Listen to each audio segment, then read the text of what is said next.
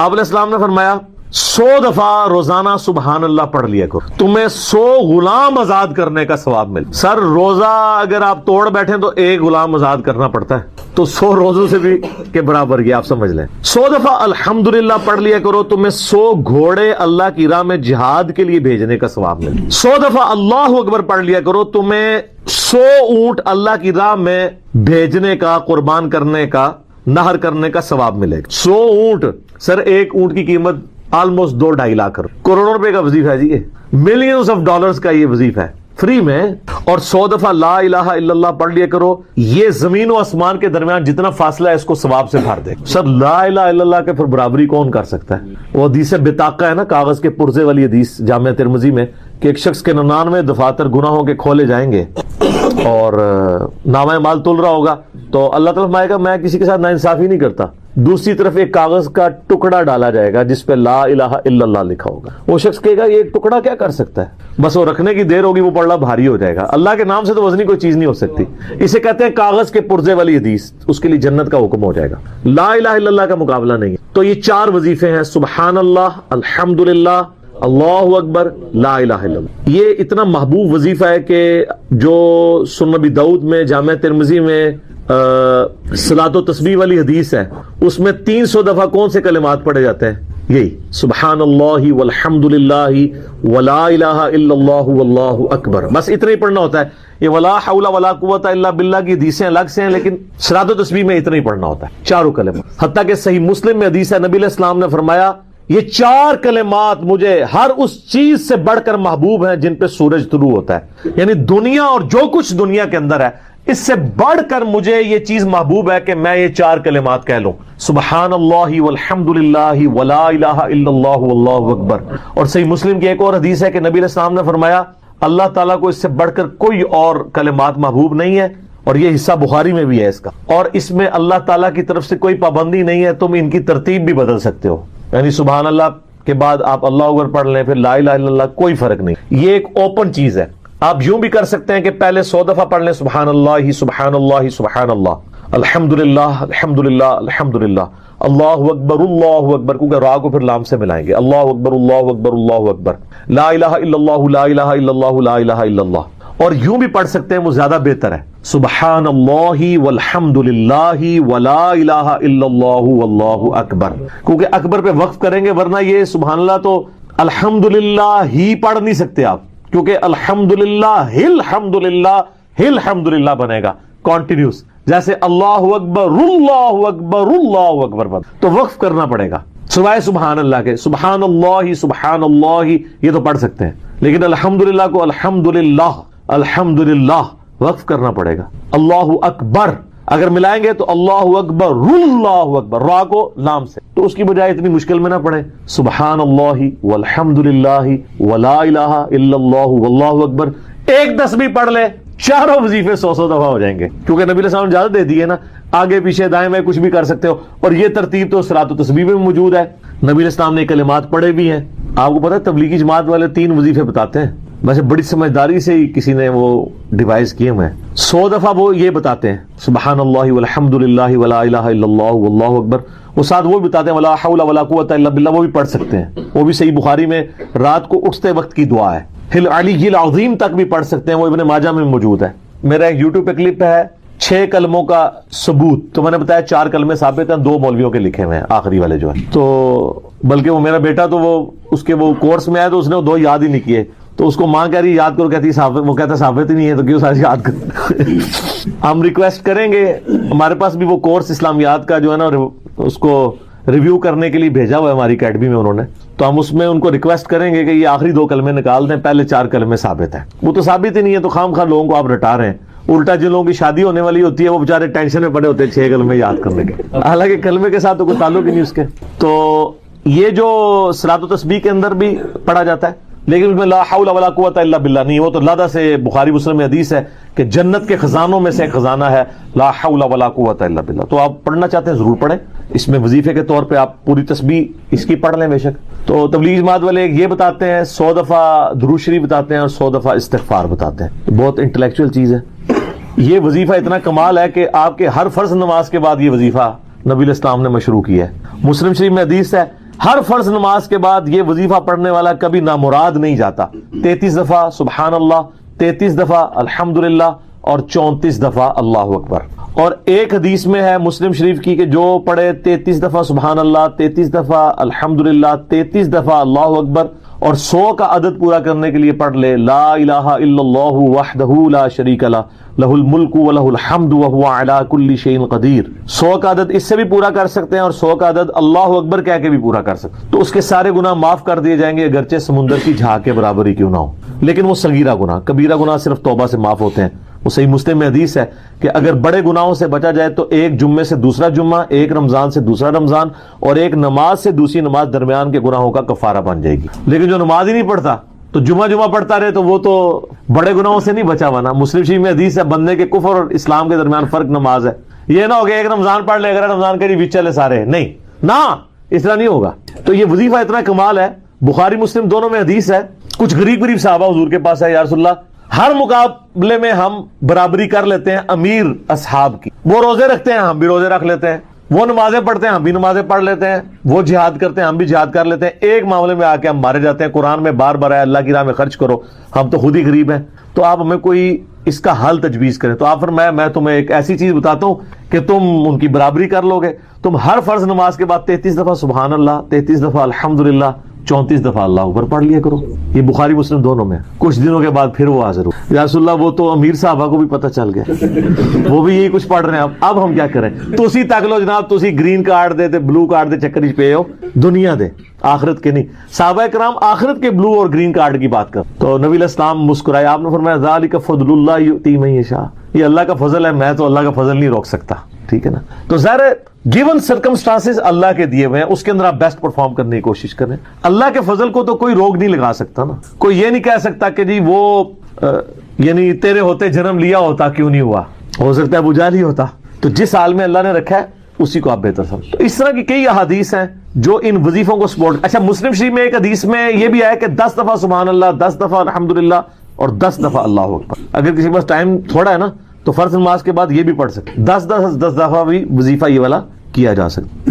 ایک بڑی حقیقت انگیز حدیث ہمارے یوسف بھائی نے اس پہ کلپ بھی بنایا ہے، صفین کی راتوں میں. بخاری مسلم دونوں میں حدیث ہے. مولا علی علیہ السلام خود روایت کر رہے ہیں. وہ کہتے ہیں کہ نبی علیہ السلام کو جب اللہ نے کشادگی دی، کچھ غلام آپ کو گفٹ ملے، تو میں نے فاطمہ سے کہا کہ تم پورا دن گھر کی صفائی کرتی ہو، چکی چلاتی ہو، اس کی وجہ سے ان کے ہاتھ پہ بھی نشان بن گئے تھے. اس طریقے سے سامان اٹھا کے لاتی تھیں تو وہ رسی کے نشان یہاں پڑے ہوئے تھے. تو نبی علیہ السلام سے جا کے جو ہے وہ ایک غلام ڈیمانڈ کر لیتے ہیں جو ہمیں ذرا ہیلپ آؤٹ کر دے گا. جب سب کو مل رہا ہے تو ہمیں بھی مل جائے گا. تو سیدہ فاطمہ حاضر ہوئی. یہ حدیث بخاری میں بھی ہے، مسلم میں بھی. تو حضور علیہ السلام کے پاس گئیں، بات نہیں کر سکتی. طبیعت میں تربیت کس کی تھی سر؟ بولڈنس نہیں تھی وہ والی، حالانکہ باپ ہے اور حضور کو پتا تھا اپنی بچی کی عادت. تو وہ گئیں، بات نہیں کر سکی، واپس چلی گئی. تو حضور علیہ السلام محفل برخاست ہوئی، آپ خود آ گئے. سر وہ حدیث کمال ہے. مولا علی کہتے ہیں میں اور فاطمہ ایک چادر میں لیٹے ہوئے تھے اور نبی علیہ السلام ہمارے گھر میں آئے اور پاؤں کی جانب سے نبی علیہ السلام ہمارے بستر میں داخل ہوئے، حتیٰ کہ آپ کے پاؤں کی ٹھنڈک ہم نے اپنے سینے پہ محسوس. یعنی حضور علیہ السلام نے پاؤں کی جانب سے اپنے پاؤں انٹر کیے اور وہ پاؤں سیدہ فاطمہ اور مولا علی کے سینے تک پہنچ گئے تو انہوں نے ان کو سینے سے لگا لیا. سر یہ فرینکنس کسی صحابی کو نصیب ہو سکتی؟ تو آپ نے فرمایا وہ فاطمہ تم آئی تھی، کوئی کام تھا؟ سیدہ فاطمہ سے پھر بھی بات نہیں نکلی. تو حضرت علی کہتے ہیں میں نے نا پھر کہا یا رسول اللہ وہ میں نہیں بھیجا تھا، پورا دن کام کرتی ہے. آپ کی بیویاں کہتی ہیں ہماری کوئی ذمہ داری نہیں ہے. یہ بھی تو بیوی تھی نا. بخاری مسلم میں حدیث ہے جنتی عورتوں کی سردار ہے فاطمہ سلام اللہ علیہا. تو میں نے غلام کے لیے عرض کیا تھا یہ تھک جاتی ہے ہمیں ہیلپ آؤٹ کر دے گا. آپ علیہ السلام فرمایا میں تمہیں سے بہتر نہ چیز عطا کروں؟ کہ یا رسول اللہ عطا کرے. یعنی آپ لوگ تو سمجھ رہے ہوں گے کہ غلام مانگا ہے تو شاید ایک گھوڑا بھی ساتھ گفٹ مل جائے گا. ان کا جب رات کو بسترے پہ جانے لگو نا تو 33 دفعہ سبحان اللہ، 33 دفعہ الحمدللہ اور 34 دفعہ اللہ اکبر پڑھ لیا کرو. یہ تمہارے لیے اس غلام سے بھی بہتر ہے. یعنی سارے دن کی تھکاوٹ اتر جائے گی. سر یہ بہت بہترین وظیفہ. تو اچھا یہ حدیث مولا علی پوری زندگی سنایا کرتے تھے کیونکہ حضرت فاطمہ اور مولا علی کی ایک محبت بڑی مثالی تھی. پھر لوگ بھی جو ہے نا وہ مولا علی سے پوچھا کرتے تھے وہ فاطمہ والی حدیث تسبیح فاطمہ، اسے تسبیح فاطمہ اسی لیے کہا جاتا ہے.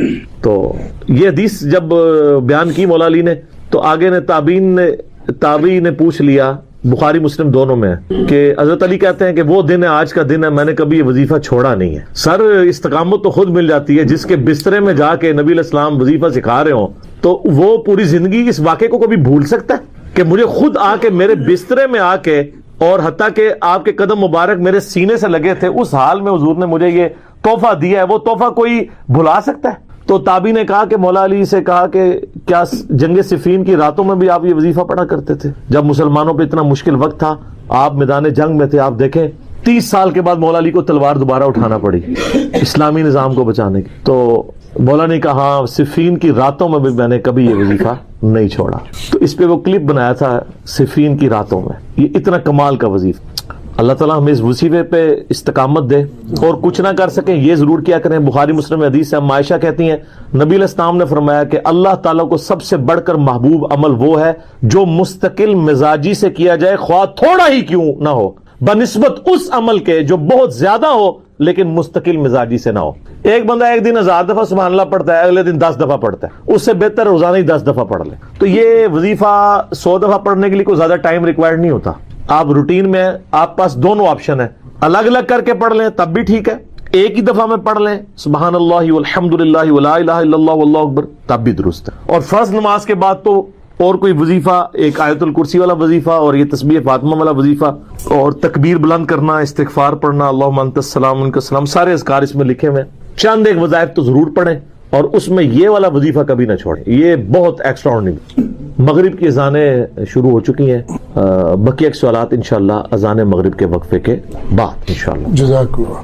سبح للہ ما فی السماوات والارض، ہر چیز اللہ کی تسبیح بیان کر رہی ہے جو آسمانوں میں ہے یا زمین کے اندر، یعنی پوری کائنات میں ہر چیز اللہ کی حمد اور تسبیح بیان کر رہی ہے. دو اعتبار سے، ایک زبان حال سے وہ کہہ رہی ہے کہ میرے اندر کوئی کمال نہیں ہے، میرے بنانے والے میں کمال ہے. آپ اس کائنات میں کوئی بھی خوبصورت چیز دیکھتے ہیں تو کیا کہتے ہیں؟ سبحان اللہ. کوئی اچھا پھول دیکھتے ہیں سبحان اللہ، اچھا منظر دیکھتے ہیں سبحان اللہ، خوبصورت جانور دیکھتے ہیں، ان کی ایکٹیویٹیز کو دیکھتے ہیں سبحان اللہ کہتے ہیں. کیا مطلب؟ اللہ پاک ہے.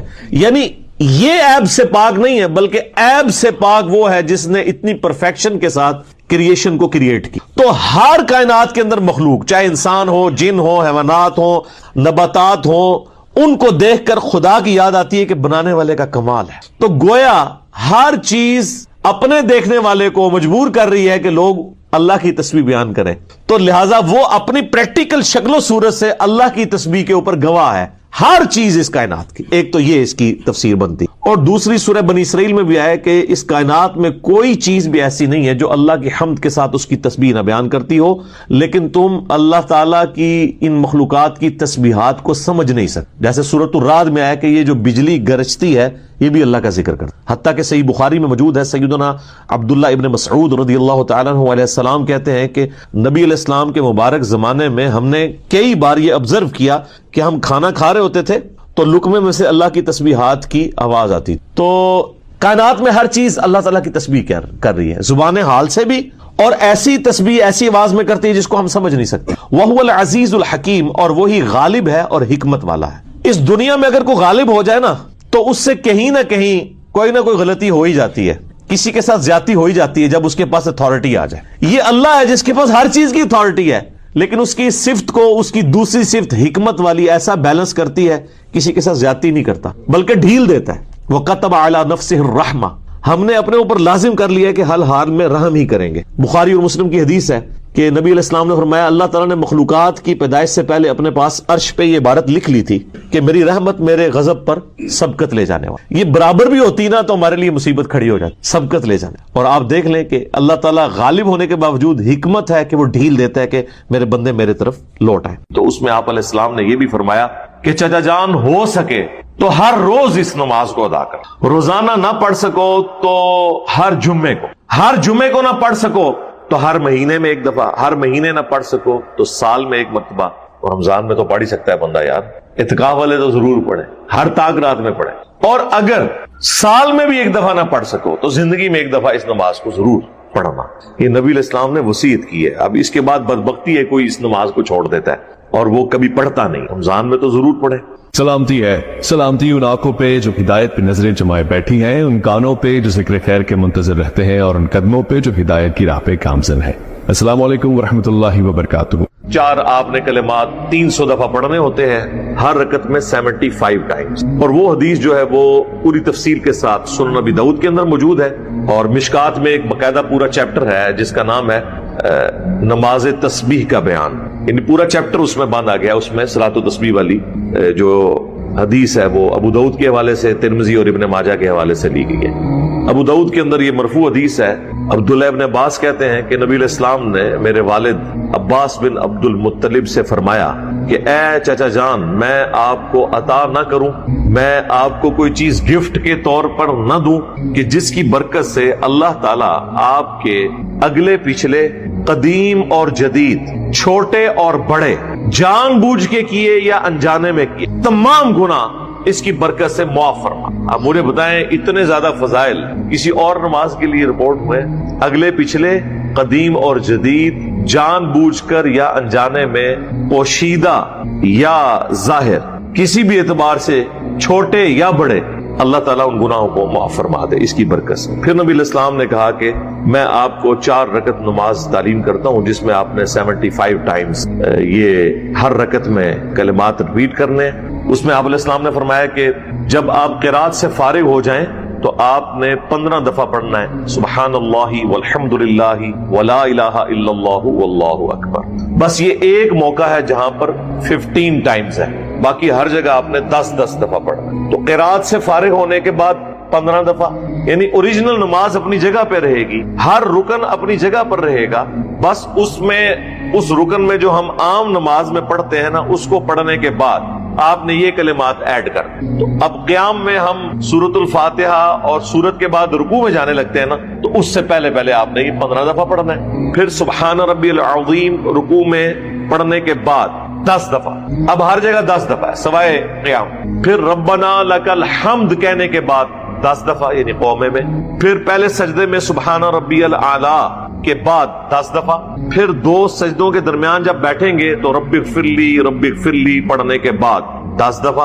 फिर दूसरे सजदे में सुब्हान रब्बियल आला के बाद 10 दफा। फिर दूसरे सजदे के बाद दोबारा से बैठते हैं हम जलसा इस्तराहत के अंदर और फिर उठते हैं। तो ये एक वाहिद नमाज है, उसमें जलसा इस्तराहत के अंदर भी 10 दफा पढ़ना है आपने, तो ये 75 टाइम्स पूरा हो जाएगा। अब मजे की बात यह है कि सलातो तस्बीह के तरीके में भी जलसा इस्तराहत साबित हो गया। मजे की बात है ना, ये उसमें एक मदनी पॉइंट आ गया। अच्छा, इससे भी बढ़कर फजाइल अमाल में, फजाइल जिक्र वाले चैप्टर में शेख ज़करिया कांदलवी ने, तबलीगी जमात वाले, उन्होंने सलातो तस्बीह का जो तरीका लिखा है ना, वो यही लिखा है सुन्नत नबी दाऊद से, और वहां पे जलसा इस्तराहत मौजूद है। और आम हालत में ये जलसा इस्तराहत के दुश्मन है और कहते हैं जी वो तिरमिजी में हदीस है कि नबी इस्लाम पंजों के बल खड़े होते थे। वही साथ ही इमाम तिरमिजी ने लिखा है, ये रवायती सही नहीं है। और मैं आपको ये बता दूं अला वजह बसीरत, ये सारे इस तरह की हदीसें मुहद्दिसीन ने लिखी इनका मुंह बंद करने के लिए कि पहले लिखो फिर दसोगे जाली रवायता। बाकी वो मेरे कहने में तो नहीं लिखी, कोई मैंने तो नहीं उनको उभारा कि आप हनफियों के साथ दुश्मनी करें और साथ लिख दें कि ज़ईफ है। वो कहते हैं हमारी भी हैं जी, आपकी हैं, बड़े इत्माम से मुहद्दिसीन ने लिखी हैं। बगैर रफुल दैन वाली हदीस भी इमाम तिरमिजी ने लिखने से पहले ही 256 नंबर हदीस रफुल दैन की लिख के अब्दुल्ला इब्ने मुबारक जो इमाम हनीफा के शागिर्द खास हैं उनका फतवा लिखा है, और वो किसी सनद पे नहीं है जो कराची का मुफ्ती धोखा देता है कि सनद की बात है। उन्होंने जनरल लिखा है कि जो भी रफुल दैन करता है उसकी हदीस अब्दुल्ला इब्ने उमर वाली साबित है रुकू में जाते वक्त और रुकू से उठते वक्त, और जो रफुल दैन नहीं करता उसकी इब्ने मसूद की हदीस साबित ही नहीं। उन्होंने उस हदीस के मतन के ऊपर बात कर दी है, सनद पे नहीं। और इमाम अबू दाऊद ने जब ये इब्ने मसूद वाली हदीस ली तो साथ लिखा वलैसा बिसहीहिन अला हाज़ल माना, इन मानों में ये हदीस सही नहीं। चोड़ चोड़ के लिख देने और फिर ऊपर कमेंट्स करते हैं कि ये साबित है। यहां पर भी ये पंजों वाली रवायत साबित ही नहीं, बल्कि सही बुखारी में तो 6251 नंबर हदीस है जिसमें बकायदा जलसा इस्तराहत का हुक्म है। उलमा अरब ने ये सुस्ती की वजह से छोड़ दी है। शेख जुबैर साहब ने मेरे इंटरव्यू में भी बताया था कि मेरा एक अरब आलिम के साथ मुजादला हुआ इस बात पे। उसने कह दिया कि नबी अलैहिस्सलाम बूढ़े हो गए थे, इसलिए दूसरी रकत में बैठ कर उठते थे सहारा लेकर। तो शेख जुबैर साहब कहते हैं कि उसने मेरे सामने खजूर और पानी रखा था, मैंने खजूर उधर ही फेंक दी कि तुमने अल्लाह के नबी पे झूठ बांधा है, जब तक ये हदीस नहीं मुझे दिखाते ना मैंने कोई चीज खानी नहीं है तुम्हारे घर से। उन्हें तो एवं छड़ी सी, उन्हें समझा पाकिस्तानी है तो कोई इस तरह नहीं मौलवी होएगा। तो वो कहते नहीं मैंने सुना है। उनका सुना क्या, निकाल बुखारी। तो शेख साहब कहते हैं जब बुखारी लेके आया उसके हाथ कांप रहे थे, यानी इमाम तो था ना अंदर। तो शेख साहब ने निकाल के 6251 नंबर हदीस के पढ़, इसमें अल्लाह के नबी ने हुक्म दिया है जलसा इस्तराहत का। वो जो एक साहबी बड़ी तेजी से उन्होंने नमाज पढ़ी थी, सलाम किया, आपने कहा वालेकुम अस्सलाम, नमाज पढ़ो, तुमने नमाज पढ़ी नहीं है क्योंकि इतनी तेज पढ़ी थी। दूसरी बार, तीसरी बार, चौथी बार उसने कहा अल्लाह के नबी मुझे नमाज का तरीका सिखा दें। तो आपने फरमाया कि तसल्ली से वुजू करने के बाद किबला रुख खड़े हो, फिर आराम से अल्लाह अकबर कह के नमाज शुरू करो, फिर क़याम भी सुकून के साथ करो, रुकू सुकून के साथ कौबे में खड़े हो, हर जो पोस्चर है उसमें सुकून का हुक्म दिया। फिर फरमाया कि पहला सजदा करो, फिर दो सजदों के दरमियान सुकून से बैठो, फिर दूसरा सजदा करो और दूसरा सजदा करके फिर बैठ जाओ और फिर अगली रकत के लिए खड़े हो। ये नमाज की ब्रेकें हैं जनाब, 3 नमाज की ब्रेकें हैं। एक रफुल यदैन, तेजी से आपको नमाज नहीं पढ़ने देती। दूसरा सजदे में जाते वक्त पहले हाथ लगाना, और तीसरा क़याम की तरफ उठते हुए जलसा इस्तराहत करना। अब वो जब हदीस दिखाई तो वो फिर मान गया, कहता है मेरा उस्ताद भी जलसा इस्तराहत करता था। कौन? मुफ्ती आजम सऊदिया बिन बास, अब्दुल अजीज बिन बास। लेकिन प्रैक्टिकली इस वक्त सऊदिया के जितने उलमा हैं, इंक्लूडिंग मस्जिद नबवी का इमाम, हरम मक्का में जो इमाम है वो भी, ये लोग इस सुन्नत पे अमल नहीं करते। जलसा इस्तराहत उन्होंने छोड़ दी है सुस्ती की वजह से। ये तो हमारे सामने हुआ है, होना तो चाहिए। अब्दुल्ला बिन उमर जिस तरह कंकरियां मारते थे ना, जुज रफुल यदैन में आता है, जो लोग सुस्ती की वजह से रफा यदैन छोड़ते थे, इनको भी वैसे कंकरियां मारनी चाहिए, इमाम काबा को भी और मस्जिद नबवी के इमाम को, कि तुम्हारे अब्बा जी तो बकायदा लिख के गए हैं और उनकी तो खैर औकात ही कोई नहीं है। सही बुखारी में 6251 नंबर हदीस है, नबी इस्लाम ने जलसा इस्तराहत का हुक्म दिया। तो बात शुरू हुई थी कि जलसा इस्तराहत का हुक्म सलात व तस्बीह वाली नमाज में भी मौजूद है, जो सुनन अबी दाऊद में मरफू हदीस। अच्छा, फिर आपने उसमें तशहुद में जब बैठना है तो तशहुद में भी आपने, अफजल तो यह है कि आप पूरा तशहुद पढ़ें दुरूद शरीफ समेत, उसके बाद आप ये 10 दफा तस्बीहात करें, और आखिरी तशहुद में भी 10 दफा तस्बीहात तशहुद के बाद ही करें, क्योंकि ओरिजिनल नमाज अपनी जगह पर बाकी। तो ये 300 मरतबा पूरा हो जाएगा।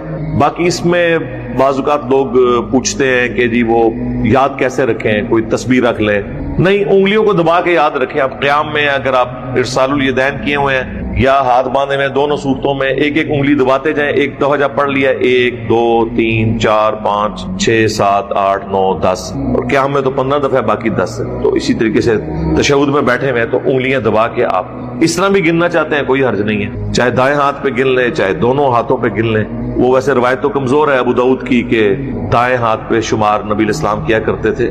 जो सही रवायत है वो अबू दाऊद और तिरमिज़ी में है कि नबी इस्लाम ने फरमाया कि अपनी उंगलियों पे शुमार किया करो, क़यामत वाले दिन अल्लाह ताला इन उंगलियों को बुलवाएगा, यानी ये गवाही देंगी तुम्हारे जिक्र की। दोनों हाथों में पढ़े हो तो ज्यादा बेहतर है, बल जिस तरह आपको आसानी लगती। अच्छा, ये जो हदीस है ना सलात व तस्बीह वाली, ये जामिया तिरमिज़ी में भी मौजूद है। उसमें एक और तरीका रिपोर्ट हुआ है, लेकिन वो नबी इस्लाम के हवाले से नहीं है, वो अब्दुल्ला इब्न मुबारक ने बयान किया है, इमाम हनीफा के शागिर्द। उसके साथ कुछ मसाइल भी फिर उनसे पूछे गए तो उन्होंने बयान किया। पहले मैं तरीका बता देता हूं। उस तरीके में उन्होंने ये किया है कि सुब्हानक अल्लाहुम्मा व बिहम्दिका व तबारक अस्मुका व तआला जद्दुका व ला इलाहा गैरुक के बाद सूरह फातिहा से पहले 15 दफा, फिर सूरत मिलाने के बाद 10 दफा, यानी क़याम में उसमें 25 दफा। बाकी वही तरतीब है, सिर्फ जलसा इस्तराहत उसमें मिसिंग है। जलसा इस्तराहत में नहीं पढ़ना, तो इस तरह भी एक रकत में 75 टाइम्स पूरा हो जाता है, क्योंकि यहां पर क़याम में 25 दफा है। ये वो तरीका है जो उम्मन हनफी बताते हैं अपनी पब्लिक को, और जो अबू दाऊद में तरीका लिखा है, जो फज़ाइल माल में भी नकल हुआ है, और वो हदीस नबी इस्लाम के रेफरेंस है, उसको छुपा जाते हैं। इस हदीस में तिरमिज़ी में फिर अब्दुल्ला बिन मुबारक से उन्होंने पूछा कि सजदा साहब में भी क्या तस्बीहात करेंगे, तो उन्होंने फरमाया नहीं, सजदा साहब में क्यों तस्बीहात करेंगे, वो आम सजदा साहब की तरह ही हो। अच्छा, अब इसमें यह भी हो सकता है कि बाज़ औक़ात कोई शख्स एक रुकन में ये पढ़ना भूल गया, यानी वो रुकू में पढ़ना भूल गया और समी अल्लाहु लिमन हमीदा कह के खड़ा हो गया, तो आप क्या करें, तो फिर कौमे में 20 दफा पढ़ लें। जिस रुकन में भूला है ना, उससे अगले रुकन में ज्यादा मर्तबा पढ़ ले, ताकि वो गिनती 300 की पूरी करनी है। तो उन्होंने फरमाया सजदा साहब आम نماز کے طریقے کے مطابق ہوگا, ان میں تسبیحات نہیں کی. اور پھر انہوں نے فرمایا کہ میں اس کو پسند کرتا ہوں کہ اسے 2 کر کے پڑھا جائے, البتہ 4 اکٹھی پڑھنا بھی جائز ہے. اور وہ کہتے ہیں اگر میں رات کے وقت پڑھوں تو میں 2 کر کے پڑھوں گا, دن کے وقت اختیار ہے چاہے 2 کر کے پڑھوں چاہے 4 اکٹھی پڑھ لوں. ویسے بہتر 2 میں ہی ہے, کیونکہ اگر آپ کو رکعت بھول گئی تو پھر تو آپ نے کم کی طرف جانا ہے, 2 پھر بھی یاد رہ جائے گی. اور بخاری مسلم دونوں میں حدیث ہے کہ نبی علیہ السلام کی رات کی نماز جو نفلی نماز ہے, آپ اسے سنت موقدہ کہہ لیں, تراویح کہہ لیں, قیام اللیل کہہ لیں, یہ سب نفلی نمازیں ہیں نا, وہ 2 رکعت ہوتی اور اینڈ پہ آپ 1 رکعت ملا کے سب کو وطر کر لیتے. اور اسی لیے ہم دیکھیں قیام اللیل جو ہے تراویح جسے آپ عرف عام میں کہتے ہیں, وہ 2 رکعت کر کے پڑھی جاتی ہے. اور ابو داؤد اور ترمذی میں حدیث ہے کہ نبی علیہ السلام کی چاہے دن کی نفلی نماز ہو چاہے رات کی, وہ 2 رکعت ہوتی تھی. یعنی ظہر کی 4 سنتیں بھی آپ 2 کر کے پڑھتے تھے. لیکن المصنف ابن ابی شیبہ میں اور المصنف عبد الرزاق کے اندر عبداللہ بن عمر سے موجود ہے, اور وہ ان احادیث کے راوی بھی ہیں, لہذا راوی حدیث اس کے فہم کو جانتا ہے کہ وہ دن کی جو نفلی نمازیں تھی وہ 4 اکٹھی بھی پڑھ لیتے تھے, ظہر کی 4 سنتیں, لیکن رات کی جو نفلی نماز ہے وہ 2 کر کے ہی پڑھتے. اسی لیے ہم ظہر سے پہلی والی 4 سنتیں اکٹھی بھی پڑھنے کے قائل ہیں, کیونکہ صحابہ سے ثابت ہو جائے تو وہ اس کو درست سمجھا جائے گا, الا یہ کہ دوسرے صحابہ اس کو غلط کہتے ہیں, تو ایسی تو کوئی بات رپورٹ نہیں. یہ میں آپ کو ساتھ ایک سمجھ لیں مسائل بھی بتا رہا ہوں. تو صلاۃ و تسبیح بھی افضل یہ ہے کہ چاہے دن کو پڑھیں چاہے رات کو 2 کر کے پڑھیں. اور 2 کے بعد جب آپ نے سلام پھیرا تو آپ اپنا کام کر سکتے ہیں, کسی کو پیاس لگ گئی ہے تو پانی پی لے, وہ سارے کام بھی آپ کر سکتے ہیں. ظاہر ہے وہ 2 الگ الگ کر کے آپ نے پڑھنی ہے, اور اس میں ظاہر تشہد بھی پورا پڑھیں گے, چاہے اکٹھی پڑھیں چاہے الگ الگ کر کے. افضل تو ہے کہ دروشی بھی ساتھ پڑھا جائے. تو یہ 7 مسائل بھی جب ان سے پوچھے گئے تو انہوں نے ساتھ ساتھ کلیئر کیے ہیں عبداللہ ابن مبارک رحمہ اللہ تعالی. اچھا, یہ جو حدیث ہے ابو داؤد کی جس میں نبی علیہ السلام نے اپنے چچا کو تعلیم فرمائی صلاۃ و تسبیح, تو اس میں آپ علیہ السلام نے یہ بھی فرمایا کہ چچا جان ہو سکے تو ہر روز اس نماز کو ادا کر, روزانہ نہ پڑھ سکو تو ہر جمعے کو. اور اچھا, یہ عربی کے اندر جب جمعہ بولا جاتا ہے نا تو اس سے مراد ہر ویک ہے, جس طرح ہم ہفتے کے لیے ویک کا لفظ بھی استعمال کرتے ہیں اور ہفتہ بھی. بہرحال جمعہ بھی اگر کوئی لے لے ظاہری الفاظ میں درست ہے. ہر جمعے کو نہ پڑھ سکو تو ہر مہینے میں 1 دفعہ, ہر مہینے نہ پڑھ سکو تو سال میں 1 مرتبہ. اور رمضان میں تو پڑھ ہی سکتا ہے بندہ یار. اعتکاف والے